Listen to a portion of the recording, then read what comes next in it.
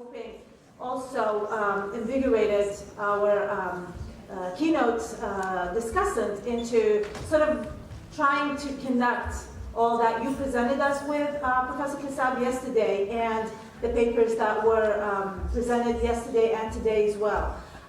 We are in the schedule saying we have a 15-minute break, but since we're always running behind schedule, we're not going to do the 15-minute break and go into the last session, in which I am hoping that Professor Kassab will sort of offer some remarks, but hopefully have enough time to open up a discussion with everyone to have everything that we couldn't say throughout yesterday and today said at the last time. Thank you. Of course, I'm not going to have the final word, and I'm not here to pontificate in any way. I'm just going to share with you some thoughts. I want to thank Saleh very much. Where is he? Is he out? Oh, there he is.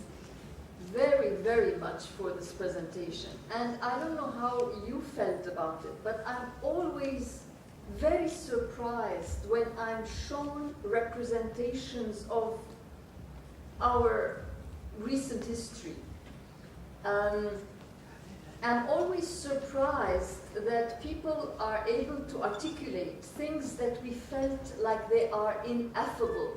I think that today there was a lot of talk about trauma, and this series of traumas you enumerated now, all the things we have been through, or our life histories actually here, I think this generation, this is our life, this has been our life. But somehow, because we are not familiar with this history of art, we think that it has all been mute.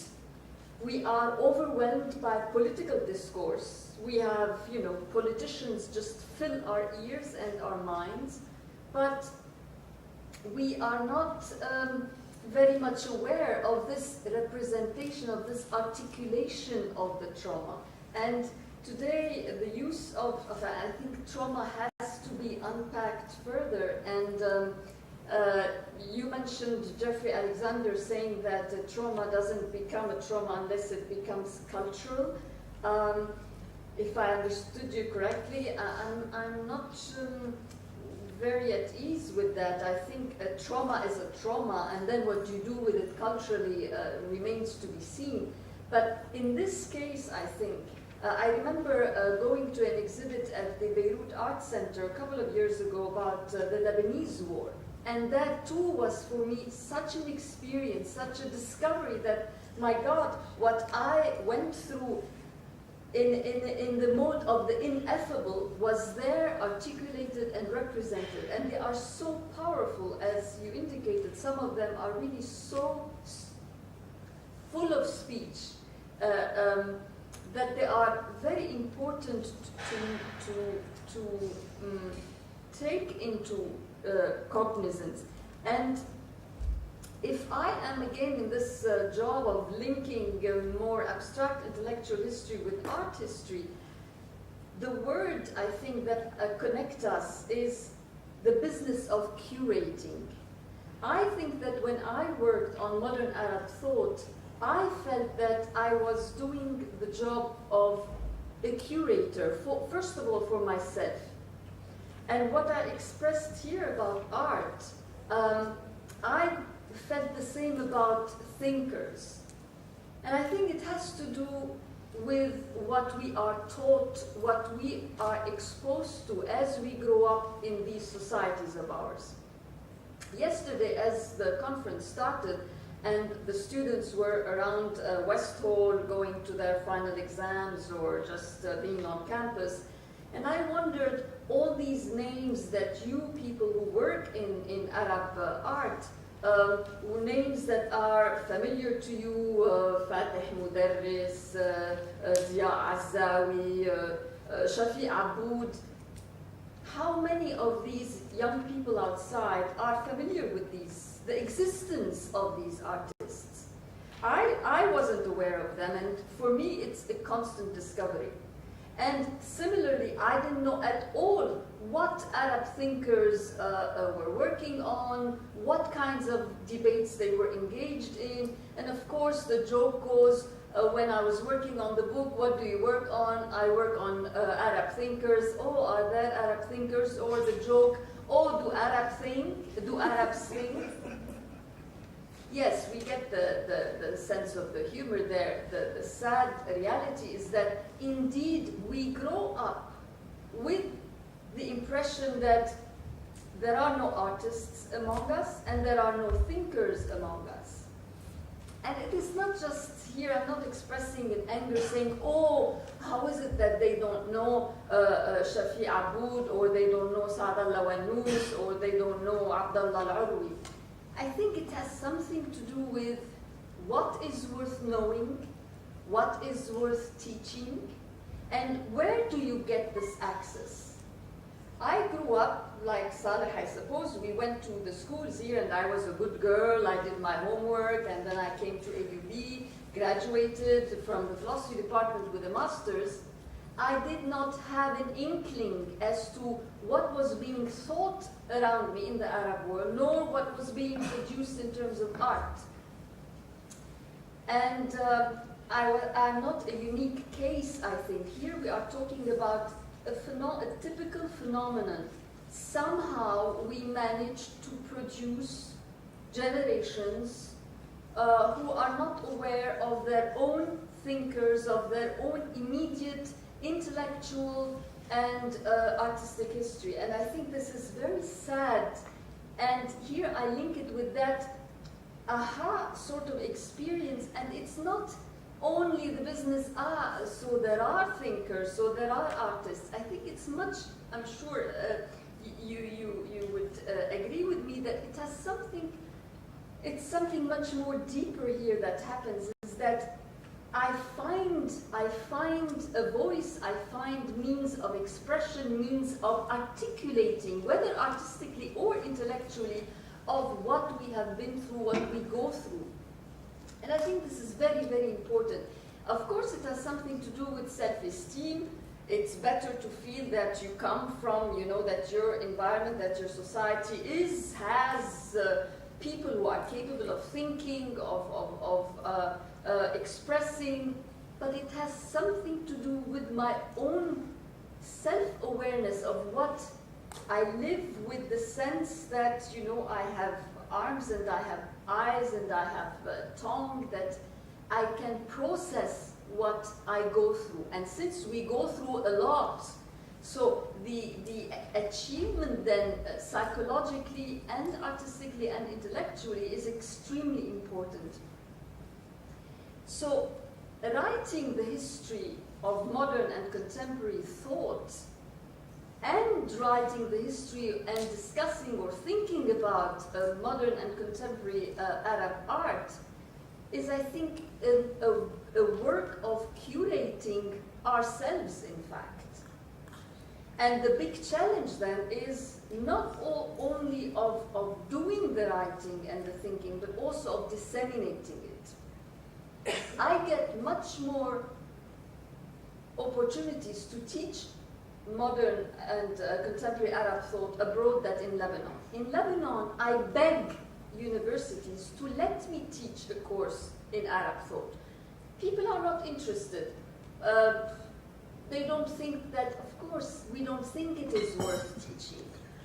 It's much more important to read Descartes, much more important to read Derrida. Who wants to read Taha Hussein? The gap, the difference. Who wants to pay a very expensive tuition to go and take a course on Arab thought? This is very sad, I think, and it's worth a struggle, and I think we have to push this by curating the field ourselves and then get it to be taught.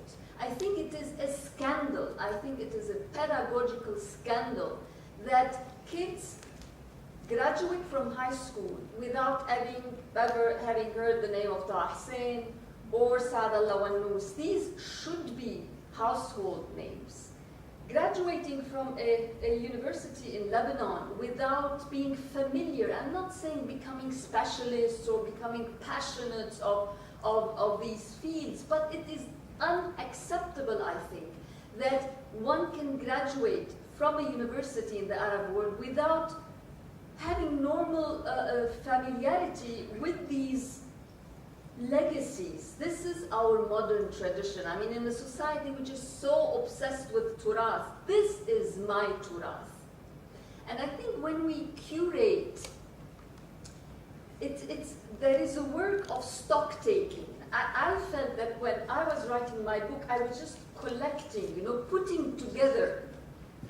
Again, I was begging people to tell me where to start from, what are the references, whom should I read, give me names, give me dates, give me places, bookstores. So I think that disseminating this is also extremely important. Now, we don't have a museum of modern art in Beirut, and I think this has been a long endeavor, struggle, and attempt. I hear something is happening at the Musée Sursaut. The new pavilion is supposed to be devoted to that. And I'm going to ask you, people who are in this field, about alternative possibilities of disseminating this. Would it be possible, for instance, for AMCA to have online museums until we get them, and even if we have real museums, just to be able to click on something and have this, have 1967 a painting collection, and have all sorts of controversies around it. Is it a right collection or not, and so on, but at least the possibility of having access to it. And I was going to say also access to references. It would be wonderful for somebody like me to be able to click on some link and have a list of references of people, Arab writers or Arab researchers or Arab art critics who have written some kind of histories of modern and contemporary Arab art. So if AMCA could make this available on their website, I think it would be a great thing for somebody like me. When I speak about this difficulty of becoming familiar with our modern and recent legacies, I think it is not only a Lebanese, not only an Arab, but I think, again, I would like to put this in the broad post-colonial context. Now, post-colonial, I discover increasingly that is a very problematic term, so I'm tending to use more post-independence. You know, I go back to the nice concept of third world. In the third world post-independence era, I think many other peoples also encounter this difficulty. That what is worth knowing, of course, is the production of the rich and the happy and the powerful, which is the West. Who among us here, average Lebanese, average Arab, would like to know about African debates or African art? We tend to think that our misery is enough for us. Please let us look elsewhere where people are rich and happy, not another bunch of miserable people like us or worse than us. And this happens around the third world. Africans do not want to hear about Arabs or Latin Americans, or all of us are just so fixated on the West. And when you look at the history of these intellectual histories in these different parts of the world, they all have this endless conversation with the West, measuring up to the West, in this case probably in the arts, the canons of beauty and art, and it's a whole journey. And here I want to very much emphasize the term journey. Yesterday I was talking about this business of becoming less judgmental with time and so on. I think that the issues of culture, of discussing cultural malaise, cultural identity, cultural authenticity,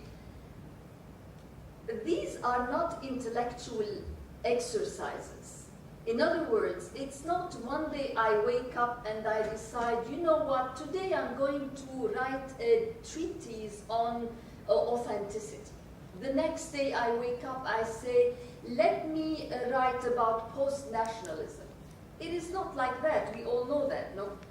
People write about issues because of certain circumstances and because of situations.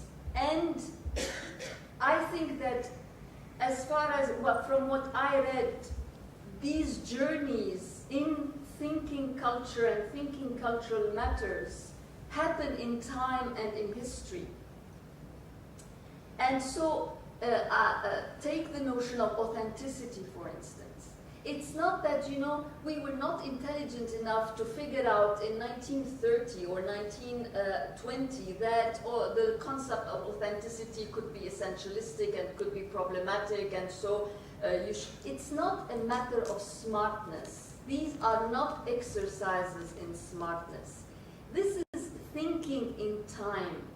And so the journey of these debates is very much something in history, and I think most post-colonial, post-independence thinkers in the third world have emphasized over and over again the importance of historicizing all of this, to put it, concepts and debates and subjects related to these matters are very much related to history. And so this is why I say that these debates, these third world debates on culture, including the Arab one, is a learning process. The history of this, the intellectual history, is an experience of learning. We learned that the thought of authenticity was problematic. We learned that certain conceptions of nationalism, be it pan-Arab or regional nationalism, could be problematic. We learned that perhaps certain ideologies are not very useful, very fruitful.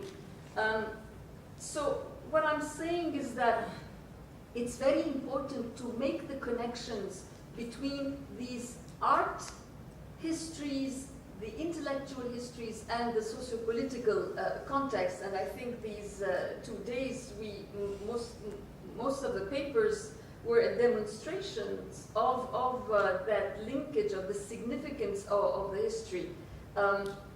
Maybe it is obvious to you, but often it is not, because these, take Islam and democracy. Think about the volumes and the thousands of pages that were written recently about Islam and democracy. I don't think that's a very intelligent way of approaching that, or cultural authenticity and artistic production. When you look at the history of Arab thought from the time of the Nahda, you see that those abstract ways of putting the questions are not useful at all. I'm going to come back and finish with a note on this 1967, since it was the main, especially today, the main subject. Now, it's interesting in the papers in the morning how the reaction to the Palestinian 1967 was connected with local politics and political resistance in Morocco, how the local cultural struggle and was linked to local politics, and how this resonance with Palestinian issues come together and express that malaise. It reminded me a little bit of today's uprising. Suddenly we discover people resonate with each other's struggles, we sympathize, and many commentators were saying, aha, so this is real Uruba, this is real Arabhood. It's no longer some abstract or some prefabricated ideology imposed on us, but it's just human sympathy with similar struggles and similar suffering, in fact. So 1967, as you were saying, just exacerbates things that were already in the making. And I think from my work on intellectual history, what is in the making, in fact, is this self-examination that seems to happen in all post-colonial debates. Again, I was saying yesterday, in Africa and Latin America, you also have that at some point there seems to come a point, and usually it's around the 60s, that people start re-examining their struggles. Not only the political, but also the intellectual. And this is an extremely interesting moment where the whole modes of thinking are re-examined, and the focus is no longer the outside enemy, the colonial power or Israel, or not because people think that these do not count anymore, but it becomes so much more important to really get your own thinking right, to re-examine your own concepts, like coming into one's own. Because I think that the whole history of whether it's art, it seems to be more and more intellectual thinking, it's again to develop a sense of one's own, a thought of one's own, an art of one's own, a government of one's own. These are apparently our struggles, our needs, and again, not only here, but elsewhere, also in the third world. So how do you manage that? How do you manage to develop a sense like that when most of our histories are so dramatic? Yeah, you're trying to think for yourself, and I think this is what my book was about. What does it take? What does it involve? What struggles, what challenges are involved in thinking for yourself under such conditions? So I think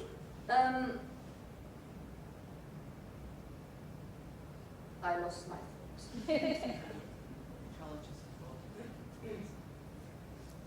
Yeah, an art of one's own, a thought of one's own, and a government of one's own. I think what is happening around us, and well, not much is happening here. It was a rotten Beirut for a change, but the search for a government of one's own, and we realize what the huge challenges are. I think, so we have a lot of common struggles, and